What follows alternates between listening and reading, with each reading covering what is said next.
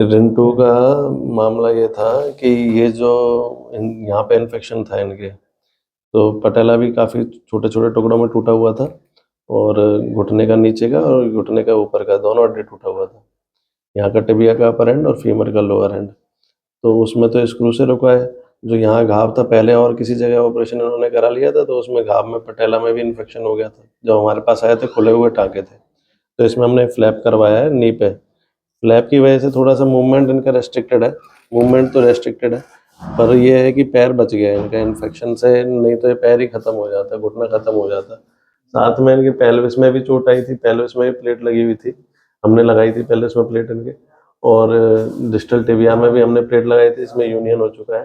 Pelvis में भी union हो गया है, जॉइंट इनका कनगुरस है। जॉइंट में अर्थराइटिस कोई नहीं है, जॉइंट में कोई घिसाव नहीं है।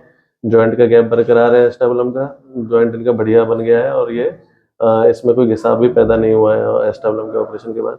नी के कॉन्डाइल भी इनकी यूनियन है, नी के कॉन्डाइल में कोई अर्थराइटिस नहीं है, घुटने का जॉइंट इनका सही है, घुटने का जॉइंट इनका बराबर है, बैलेंस है, medial joint space, lateral joint space इनके बराबर है और टिबिया इनकी जो प्लेट लगी है टाइटेनियम की, बहुत अच्छे से पीडी टिबिया की प्लेट भी बोन को यूनाइट कर दी है।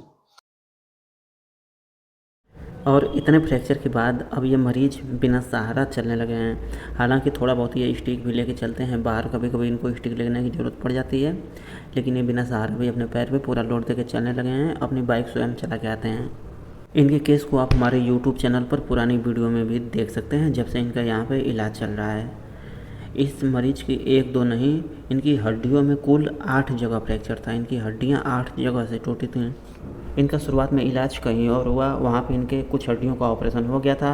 जिन हड्डियों का ऑपरेशन हुआ था उसमें इनको इन्फेक्शन हो गया था और कुछ हड्डियों का अभी वहाँ पे ऑपरेशन ही नहीं हो पाया था।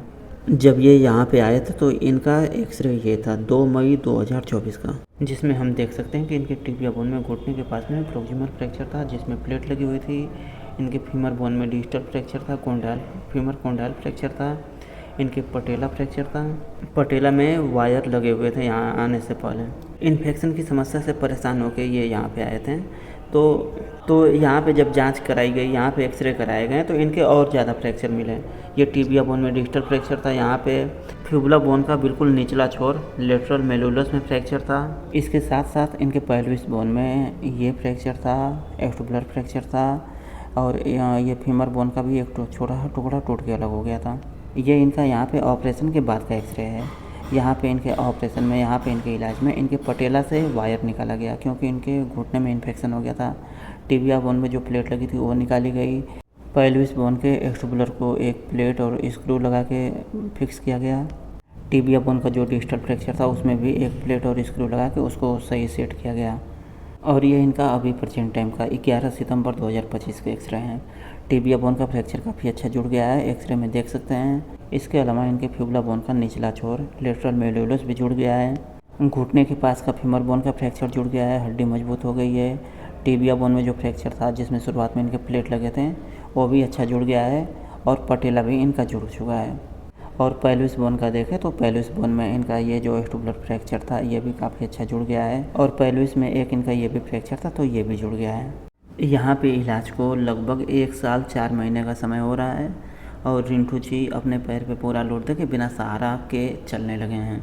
हालांकि अभी घर से बाहर निकलते हैं तो एक स्टिक भी लेके चलते हैं, क्योंकि काफ़ी ज़्यादा फ्रैक्चर थे, कई हड्डियाँ टूटी थी, मल्टीपल फ्रैक्चर थे, तो ऐसे में थोड़ी बहुत कमज़ोरी है। इस चीज़ को ये ध्यान में रख के अभी चलते हैं। हमें उम्मीद है रिंटू जी के पैर में अगले कुछ दिनों में और ज़्यादा मजबूती आ जाएगी, फिर इनको स्टिक साथ में रखने की ज़रूरत नहीं पड़ेगी।